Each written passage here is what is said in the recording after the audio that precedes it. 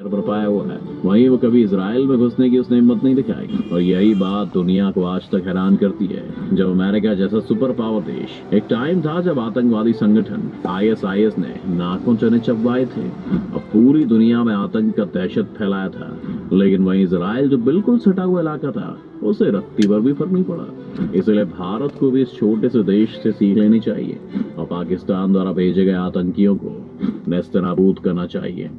सबसे खतरनाक खुफिया एजेंसी है मोसाद। बता दें कि इजराइल की खुफिया एजेंसी मोसाद को दुनिया की सबसे खतरनाक खुफिया एजेंसी कहा जाता है। मोसाद की सटीकता का अंदाजा इसी बात से लगाया जा सकता है कि आज तक उसका कोई ऑपरेशन फेल नहीं हुआ है।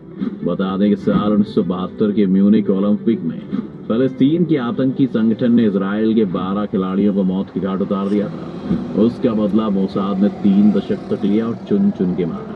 उस हमले में शामिल रहे सभी आतंकियों को बेहद खतरनाक मौत दी मोसाद ने, वो भी खुफिया तरीके से।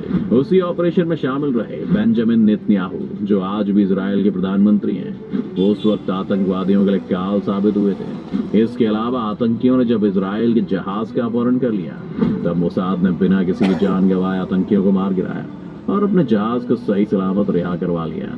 मोसाद के किस्सों की लिस्ट बहुत लंबी है, इसलिए भारत को भी अपनी सुरक्षा एजेंसियों को शक्तिशाली बनाने की जरूरत है। क्यों इतना पावरफुल है इजराइल?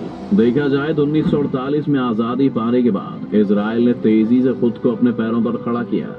रक्षा के क्षेत्र में अपनी ताकत को इतना बढ़ाया कि आज दुनिया के सबसे बड़े रक्षा उत्पादकों में उसका भी नाम लिया जाता है।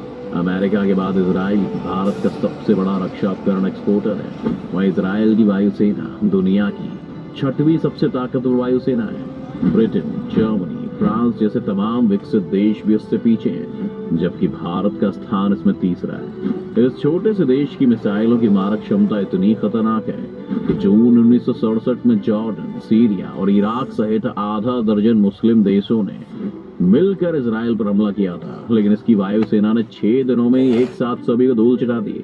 उसके बाद कोई देश इजराइल के खिलाफ इस तरह का हमला करने की हिम्मत नहीं दिखा पाया। बता दें कि इजराइल दुनिया का इकलौता ऐसा देश है जिस पर किसी मिसाइल से हमला नहीं किया जा सकता, क्योंकि उसके पास anti ballistic missile defence system मौजूद है। इसके तहत वो किसी भी दूसरे देशों द्वारा मिसाइल अटैक को मार के गिरा सकता है। वहीं साइंस के क्षेत्र में इजराइल ने शानदार तरक्की की है। पूरे देश में anti ballistic missile defence system के अलावा रक्षा के क्षेत्र में इजराइल में ढेरों आविष्कार किए गए। बता दें कि घरेलू कंप्यूटर के इस्तेमाल के मामले में इजराइल नंबर 1 पर है। और तो अमेरिका के बाहर माइक्रोसॉफ्ट ने अपने रिसर्च सेंटर सिर्फ इजराइल में बनाए हैं। सिलिकॉन वैली के बाद सबसे ज्यादा सॉफ्टवेयर कंपनीज भी इजराइल में ही है। माइक्रोसॉफ्ट का पहला पेंटियम चिप भी इजराइल में बनाया गया था।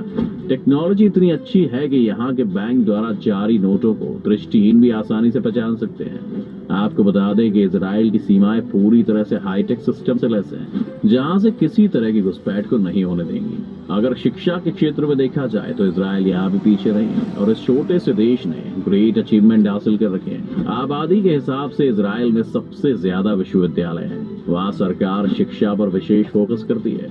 यहाँ शिक्षा और सेना में जाना हर नागरिक के लिए अनिवार्य है। इजराइल में शिक्षा की तमाम किताबें सरकार ही उपलब्ध कराती है। यही कारण है कि पूरे देश में मात्र 40 बुक स्टोर हैं।